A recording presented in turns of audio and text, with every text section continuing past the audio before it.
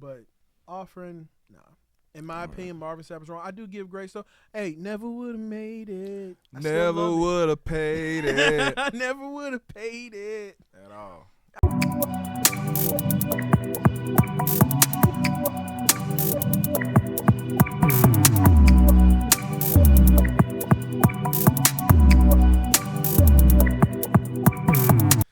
Check. The place is here. The time is now. Y'all tune into the lunch table. You got your boy Sable in the building. What's good, everybody? It's Creative Trey. Let's get it. You already know it. We grown. Everybody has been in a relationship. Yeah. Everyone has a perfect idea of a relationship. Correct. Me personally, peace is definitely the key when it comes to my relationship. So the idealistic union or companionship that I would have, hell yeah, please give me peace. And I would like to believe that that's something that you can do or something that you can strive for. Mm-hmm. So I'm not going to say, I don't want to say it's impossible. But Alicia Keys and Swizz Beatz, you want to take it away, sir? Is there such thing as too much peace? Alicia Keys. I don't know if it's too. I'm gonna say it's too much peace, but it's like, are y'all just that ideal? Like, are y'all that perfect for the people? Go. So Alicia Keys and Swizz Beatz, apparently they do not argue in their relationship. That is what they've claimed. They've been together for umpteen years now, as far back as I can remember. And to give context to like really understand, because it's not just say, oh, we don't argue. It's saying like we have never argued. They don't yell at each other. And for me to hear that, I'm thinking, amen. Yeah, that's the life I want. Idealistically, but damn it, that sounds impossible. That's often not reality. It sounds impossible, especially if you have two human beings with their own mind and their own thought process. It's like, that's great if you have someone that can just fall in line and that union that's set in place. But it's like, the topic is, do we believe it, or do we believe that is possible to begin with? I don't fully believe them. And here's what, because I was having this thought the other day. There's a difference between debate and arguing. The difference between the two is the absence of anger. And so the passion is there, and when there's passion, there comes yelling. So to say that you just don't yell at each other makes me feel like you and your significant other don't have passionate conversations. And that to me is a little bit strange. I've had passionate conversations with all different kinds of people in all different types of relationships that I have. Mm-hmm. But so yelling happens. So I don't believe that they don't yell at each other. But do they not argue? That's what I'm going to say, because it's saying that we never argue would say that we've never disagreed. To say that, and that's not, like say, if that's the truth, then that is great. That's perfect. But it fails me to believe that two human beings with their own thought process, I have my own, like I said, you have your experiences and the lessons that you've learned that has you come to the conclusions in these particular equations or problems in life. So I can't necessarily believe that two individuals, even though y'all may be soulmates, y'all may be cohesive as hell, y'all never had a disagreement. Let me ask you this. What do you think most people in a relationship, man and woman, what do you think most people argue about in that relationship? Either money or kids. They are probably never arguing about money. Yeah. You're not arguing about money. Good. At least you get. Yeah. So we can roller skate in our house. You know what I'm saying? Like dog. And that's the thing about it. I don't want to give them the Madden curse. You know what I'm saying?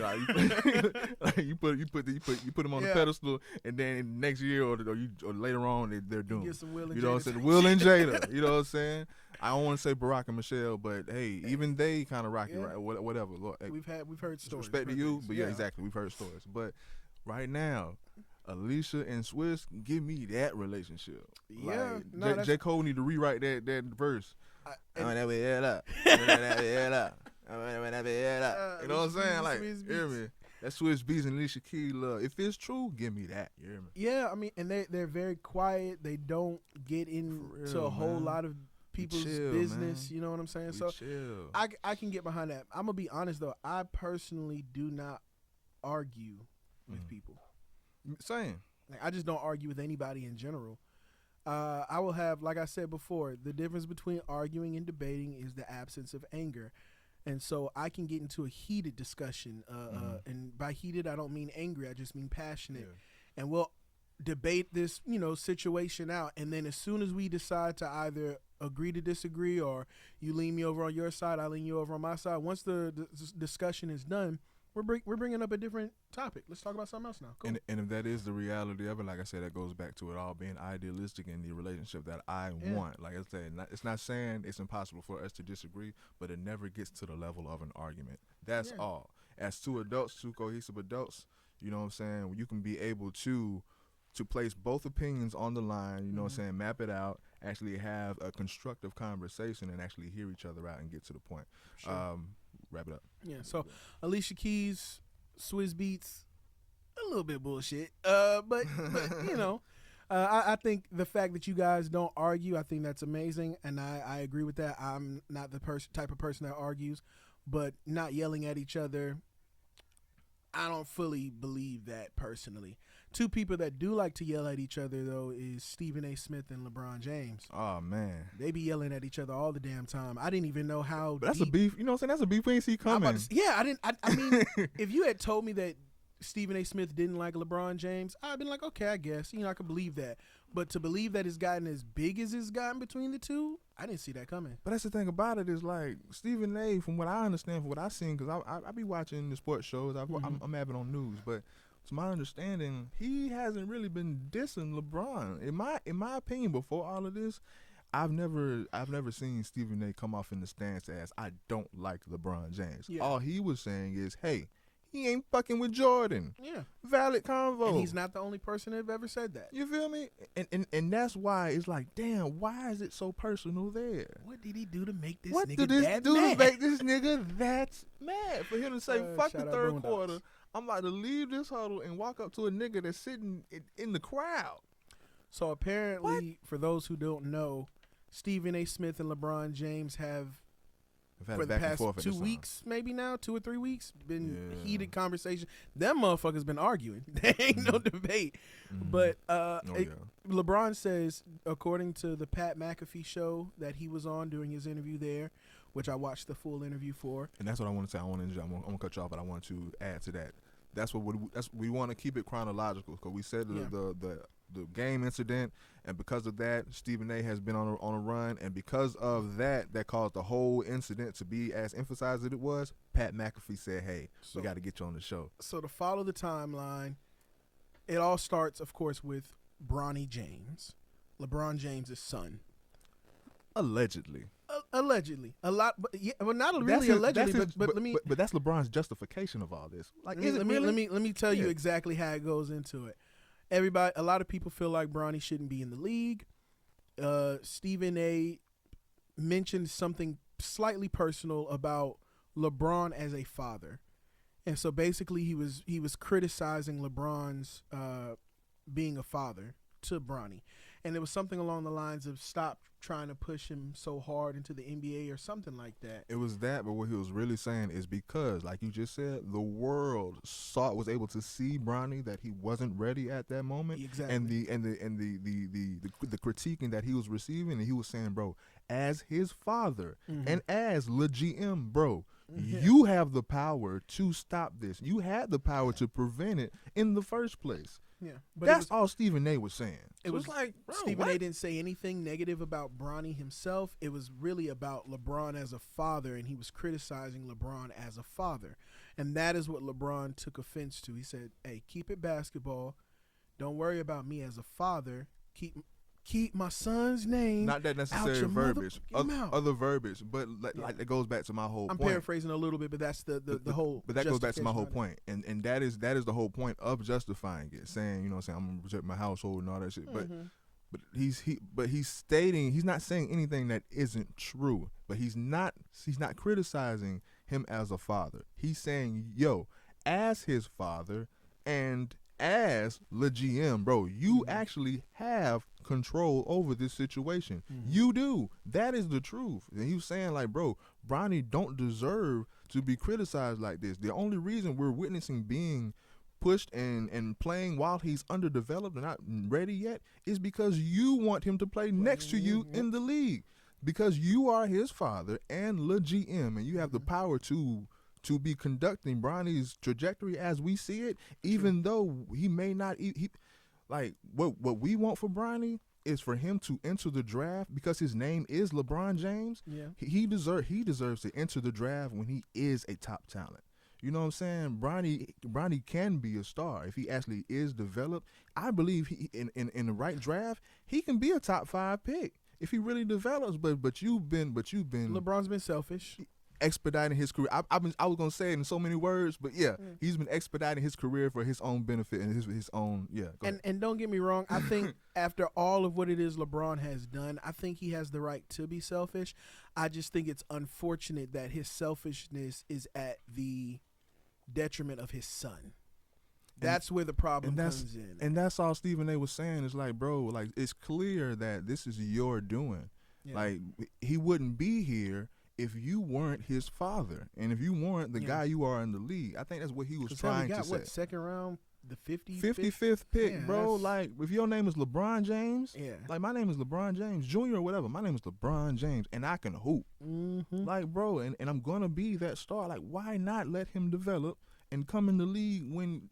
So his lore can be at least, you know what I'm saying? He deserves that at least. You mentioned something in the group chat. You said LeBron is lame. And I never did get a chance to ask you what were you referring to? What was it that made you say that? And I think I know what it is. No, it's just a Pat McAfee shit. Yeah, I was about to say it was the Pat McAfee thing about the whole in his underwear saying Stephen A's probably gonna. Yeah, like while he rousing his shit. When I heard it, I was like, "This is what he's referring to." But it was a mixture of things. I would say he's lame because his approach that he came about. Well, his approach that he came with. Mm-hmm. And that on top, like he tried to roast him instead of, you know what I'm saying, try to resolve it. And is the fact that he's like, you're still missing the whole point. Yeah. You're still missing the whole point and doubling down on Stephen A is a bitch or whatever, or Stephen, oh, you the first person, or still like throwing gas on the fire. When because either it's miscommunication or he doesn't get the whole thing, or it ain't about that at all. And he's using this as a valid point to really come at this dude because he didn't like him before that. That's what I'm saying. I'm like, bro, this can't be why you walked up to that man, because the world has been saying way worse. People closer to you have been saying way worse. I'm pretty sure there are other figures in sports heads in the world that have said way worse. You know what I'm saying? And Stephen A ain't say nothing that ain't real. Hey, let's wrap this up though. But yeah, I feel like, you know, the whole situation with LeBron and Bronny and Stephen A. Bronny, just keep balling, man. If anything, I'm embarrassed. I'm embarrassed as Bronny more than anything, because if I was Bronny, I would have went to LeBron and said, "Hey, Pop, look, let folks talk. Let them say what they're gonna say. I'm gonna keep balling and doing what I'm doing." That's why I feel like it wasn't even about that in the first place. Yeah. It couldn't have been about that in the first place. It couldn't have been. Yeah. Stephen A's justification for it is because he says you ain't better than Jordan, and LeBron is the first person to say, "Nigga, I'm the GOAT." And whoever don't say it, whoever don't agree, you're tripping. But you don't know shit about basketball. For years now, though, a lot of people have said that LeBron is not their GOAT. Mm-hmm. And so Stephen A is just talking, especially when he was talking about how LeBron didn't attend Kobe's memorial, you know, during his passing, which LeBron was there. You know, I will give Stephen A this credit. He, just as loud as he is when he says something on the internet, he's very quick to go back on and apologize and admit where he was wrong. So I give him credit for that, for sure, because a lot of people, for some reason, don't like to pay attention to that. But I give him credit during that. Another person, while we're speaking about people being wrong, and then not going online and admitting his wrongness, Marvin Sapp, my brother. Yeah, you can't do what it is that you did. I understand where he's coming from as far as, like, you know. Okay, so for those not that I had a chance, because before I watched the video, oh my God, I had a rant ready. You should have. I guess the fuck is wrong with it. Oh, he had an apology? It wasn't really an apology. It was his justification as to why he did what he did. Oh man, tell me what his to paraphrase because it's really long. He tries to say paraphrase, a pair of fries, but he said that during this moment when you're doing offering, it can be a very chaotic and sometimes even risky or dangerous situation with all the money and everything that's going around. And so he justified it by saying he was trying to make a safe, comfortable environment for people to be able to come up and give this offering. Cap. Stop the cap. A lot of cap. A lot of cap. So you said so it's a ruckus and it's a stampede when it's offering time, really? I don't know where he was. That's why you have ushers. I don't know where he was coming from, but Marvin Sapp told the ushers of the church while he was preaching to close the doors. Close the door. People are saying that he said lock the doors. I will give him this. He never said lock. He didn't say lock doors, but he said close the doors. And the way he had to repeat himself for the ushers to close the door had me think that the ushers were kind of reluctant and they knew this is wrong. Nigga, is you cool? Okay. Close the doors. I mean, you pay me. Okay. Yeah. And usually tithes and offering is done towards the end of service. And so towards the end of service, the doors of the church are opened. People are, exiting, coming in and out of the church. And during that time, service is pretty much over. If you want to leave, if you don't want to give offering, you don't have to. You can now get up and leave the church and go about your day. He said close the doors.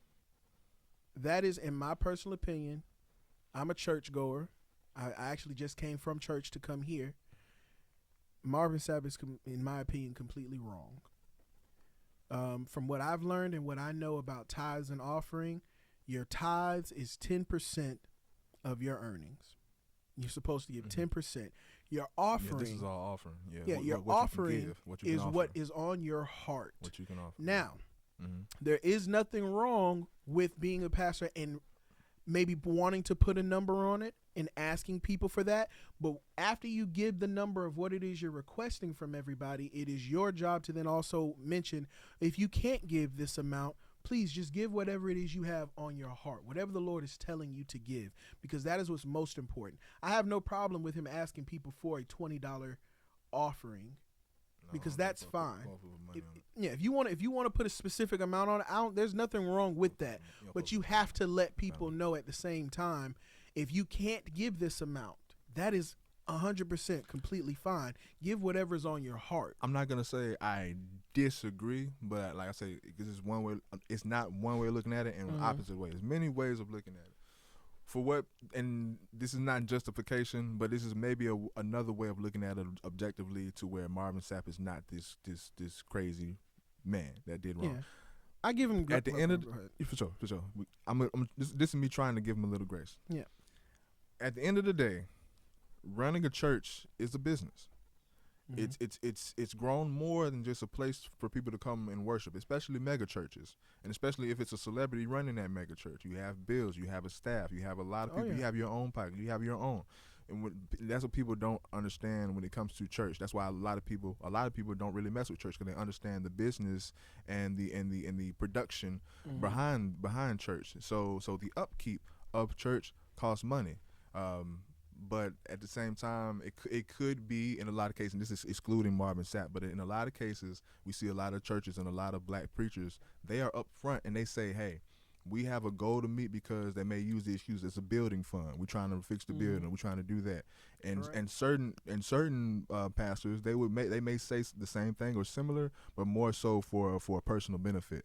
But at the end of the day, they come up and they're up front with the number or the objective and say, hey, we have a goal for XYZ reason for the church. We have a goal and we need to reach this particular goal. And of course, it'll be great if all hands are on deck and all people could contribute. Yeah. So that's one thing. But just to say that we just need everybody, we need, and like I said, his apology is capped because he kept referencing the people online, referencing the people that's giving digitally. He kept referencing, we need y'all to give y'all to give this and this and that. We need y'all to give this and that. Yeah. Close the door. We need y'all to give this and that. Y'all know, like, so people saying, oh, he forced people, a lot of people in the door to get 40,000. It's not that vile. Now that I actually looked at it, but definitely. But it's still wrong.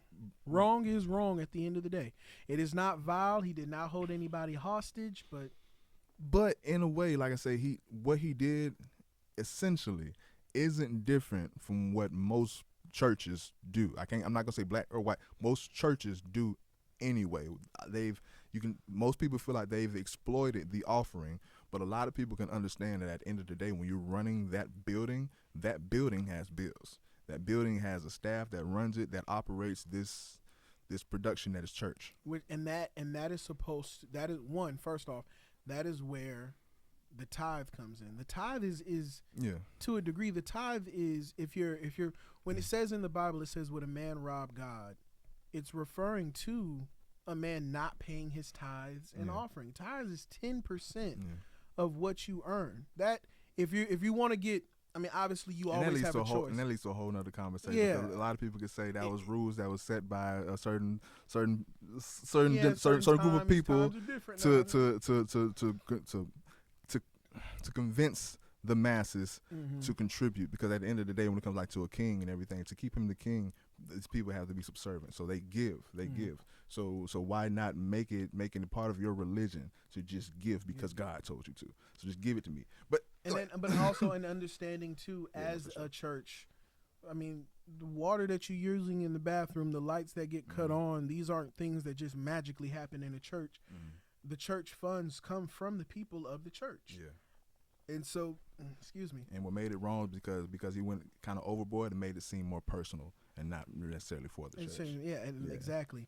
That's the reason why, like I said, always have to make sure that you're mentioning to people, give whatever it is you can give and whatever's on your heart. I don't think the dollar amount was a problem. I think the closing the doors part was just a little bit too much. You don't have to close the doors. If I want to get up and leave, then damn it, I'm going to get up and leave. I don't want to be here anymore. I'm done. I got to go to work. I got to go do this. I got to go do that. I'm leaving. You're not going to hold me hostage here to give you $20 and then I can go. I'm about to dip. Hey, Alicia. Yeah. So Watch that's out. the only part. That's the main part. That's all you gonna hear. If he had never said that and had just said, can you give $20? I want everybody to give $20 and I want the people up here with me to give $100. Or be upfront, like, because I don't say tell the truth, but definitely I will hope you tell the truth, but not a lot of people tell the truth. But at least be upfront and say that, hey, we got to go to meet, or we got something, or we just have some. These lights that are on in this church are not on. But all you would have heard from me is, hey, Usher, watch out. Yeah, because I don't want to. Hey, Usher. The close the doors part is the part that I feel like is really getting. And he had to repeat himself. I said, close the door. Yeah, because you heard me the first time. Were sitting there like, are you sure? Are you sure you cool? Yeah, like we don't normally, because you don't normally see that. Yeah, that's not something that normally happens. You want us to close the doors and prevent people from being able to leave. Normally the doors are closed during a time where there's prayer, or something like that, where you don't want to have people coming in and out and interrupting prayer, and that's cool. But offering, nah. In my opinion, Marvin Sapp is wrong. I do give grace though. Hey, never would have made it. Never would have paid it. I never would have paid it at all. I still love Marvin Sapp. It's still cool. You know what I'm saying? Still listen to the music. Still want to sing the songs. But in this particular instance, I feel like he was a little bit more in the wrong than he was in the right. And brother, is you cool? Hey, at the end of the day, I give a little grace. It's no harm, no foul. But take us out of here with a prayer. Yeah. Let's go ahead and pray real quick. Y'all bow your heads. Dear Heavenly Father, thank you for waking us up this morning. Thank you for putting us in a place of peace. Thank you for putting us in a mindset, Lord, of abundance. Thank you for allowing us to get here safely, Lord, even though it's thundering and storming outside. Dear Heavenly Father, I ask that you please allow us to walk away in peace, and we receive all the blessings and all the things that you have lined up for us, Lord, as we continue to move forward. Bless the people that are viewing this show and watching us, and we love you. In Jesus' name, amen. Peace. Oh, oh, oh.